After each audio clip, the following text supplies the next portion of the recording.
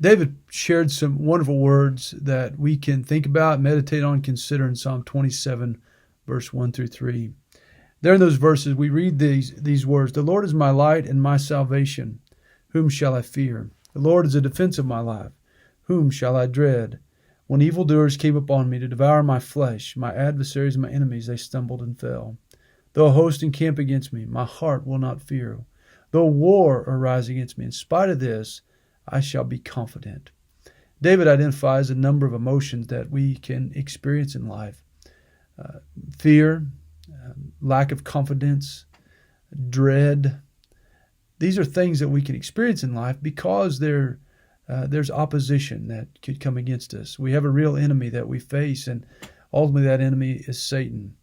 And there are situations that we can face in life that can really shake us to the core. We can become anxious and worried and fearful. And so we long for peace. We long for confidence. We long for assurance. And I want you to know that we can truly experience these things in life.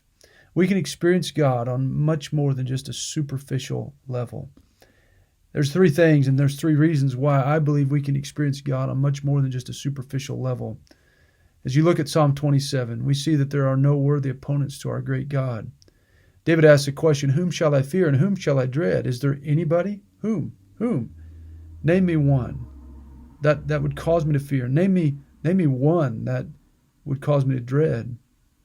And nobody can be found because the Lord is. And the Lord is David's light and salvation. He's our light and salvation as believers. Secondly, not only is there no worthy opponent that rivals God, but the second thing I want you to understand from Psalm 27 is that the battle belongs to the Lord. The battle belongs to the Lord. It's interesting to note in verse 2 that David references that his adversaries and his enemies, they stumbled and fell.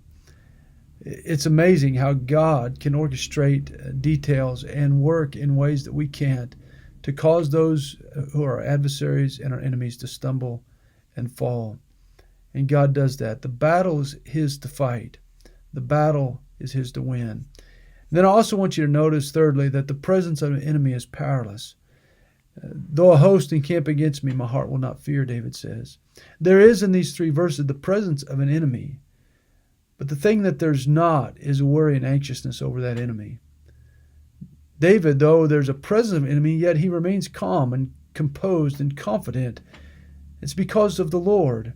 He is, and he's on David's side, and he's on our side.